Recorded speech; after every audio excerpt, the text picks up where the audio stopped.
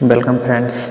Now we are presenting adventurous and magical story Snow White and Seven Dwarfs. So let's start the story. Once upon a time, a princess named Snow White lived in a castle with her father, the king, and her stepmother, the queen. Her father had always said to his daughter that she must be fair to everyone at court, said he. People come here to castle when they have a problem. They need the ruler to make a fair decision. Nothing is more important than to be fair. The queen, Snow White's mother, knew how much this meant to her husband. At the first chance, she rushed to her magic mirror. Mirror, mirror on the wall, said the queen, who is the fairest of them all? Snow White is the fairest of them all, said the magic mirror. What? Yelled the queen. No one is more than fair I. The queen must have the best of everything, everyone knows that. What could be more fair? Snow White is the fairest of them all, repeated the magic mirror. What do you know? You are a mirror, roared the queen, and they stormed off. Still, the queen was bothered. So bothered was she that the queen decided to be rid of the girl once and for all. I cannot wait another day, she declared. The queen called for her servant, a huntsman. Find a reason to take Snow White deep into the woods, she said.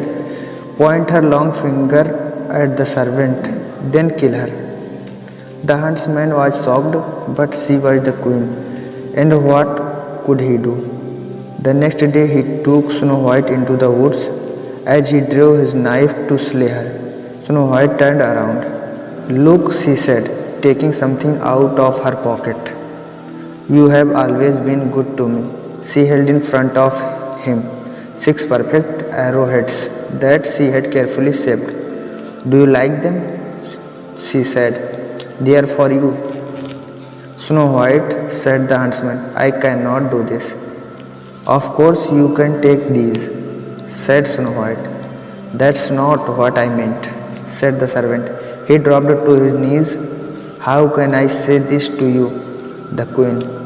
Your stepmother ordered me to kill you, he said, but I cannot. She did what?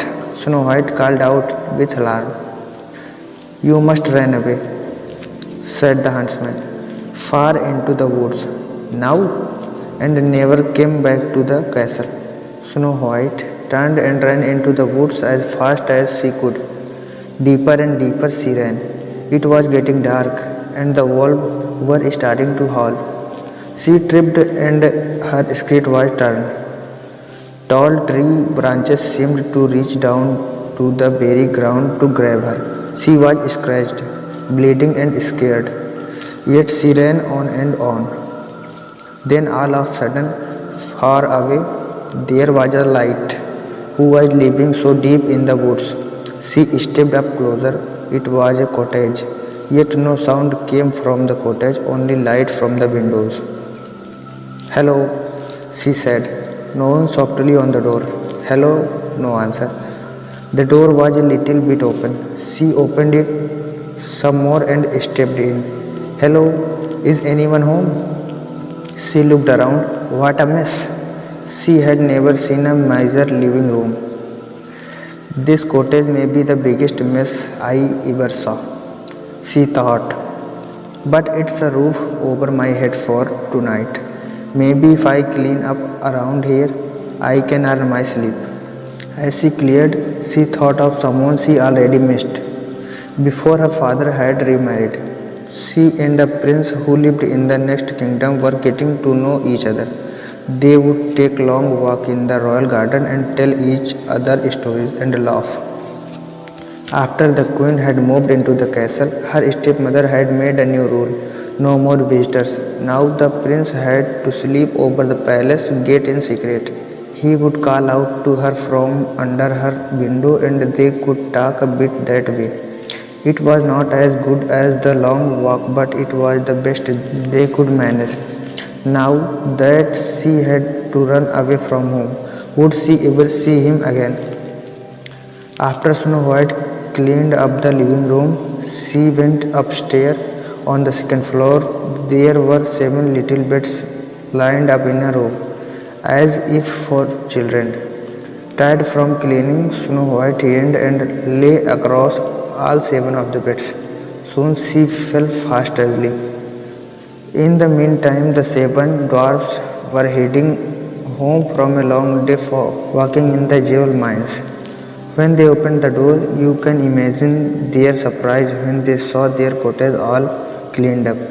What kind of magic is this? Said one of the dwarfs, whose name was Doc. I would not mind more magic like this, said another of dwarfs with a smile. His name was Dopey. We would better check upstairs, said another dwarf, whose name was Grummy. Something is fishy around here, that's for sure. There, laying across all their beds, was a young lady fast asleep. Who are you? Said all the dwarfs at once. Snow White bolted awake. The 7 dwarfs could tell she was as surprised as they were.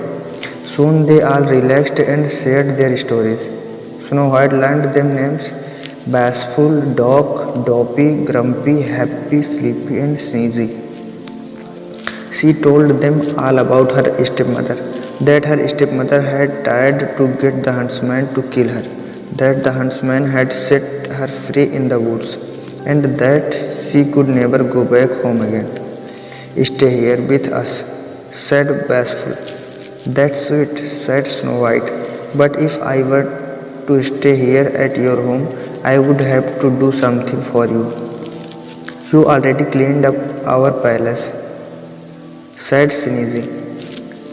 Keeping the house clean will be easy, said Snow White, as long as we are pitching. I will let everyone know what part they can do, and I will do my share too, of course. That's fair, said Happy. But there must be something else I can do for you, said Snow White. The 7 dwarfs shrugged. Do you know how to read? Said Doc. We have these books filled with wonderful tales and would love to be able to read them. And so it was agreed that Snow White would teach them how to read.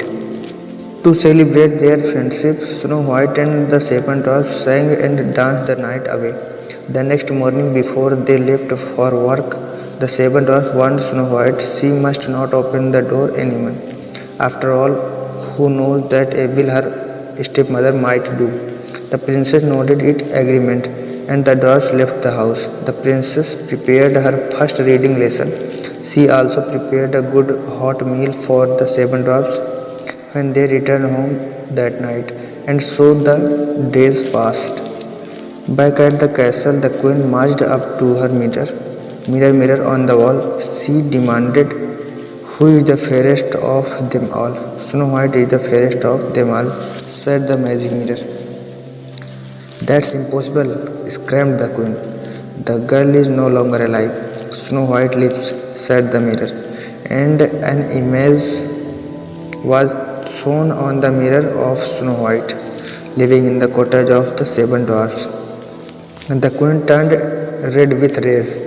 She screamed, who does she think she is? Snow White will not get away with this.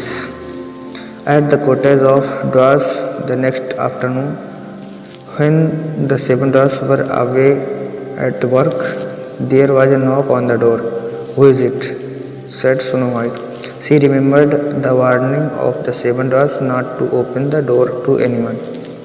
It's only a poor old woman, came a squeaky voice, selling apples.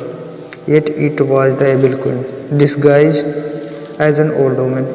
It's raining out here, my dear, said her voice through the door. Please let me in. Poor thing, thought Snow White, having to go door to door selling apples in the rain, and so she opened the door. Take a look at this big red apple, said the old woman, who, as you know by now, was really the queen in disguise. She held the red apple close to Snow White's face. Lovely, my dear, is it not it? I would like very much to buy your apple, said Snow White, but I have no money. That's fine, comb in your hair will make a good trade, said the old woman. Well, all right then, said Snow White. She took the comb out of her hair and gave it to the old woman, who then gave her the apple. Snow White took a big bite. Alas, the fruit was poisoned. At once, Snow White fell to the ground in a deep sleep. Yes, shouted the queen, pumping the air with her fists. Just then the door flew open and marched the 7 dwarfs home from the day's work. Shocked indeed, they were found to Snow White laying on the floor and what must be her stepmother beside her laughing. They chased that evil queen out of the door and into the storm. Up to the very top of a mountain they chased her. All of a sudden lightning hit the mountain. The queen fell and she was never seen again. But there was nothing to help poor Snow White. She stayed absolutely still in her deep sleep. The 7 dwarfs gently lifted her into a glass coffin. Day and night they kept watch over her. One day the princess happened to pass through.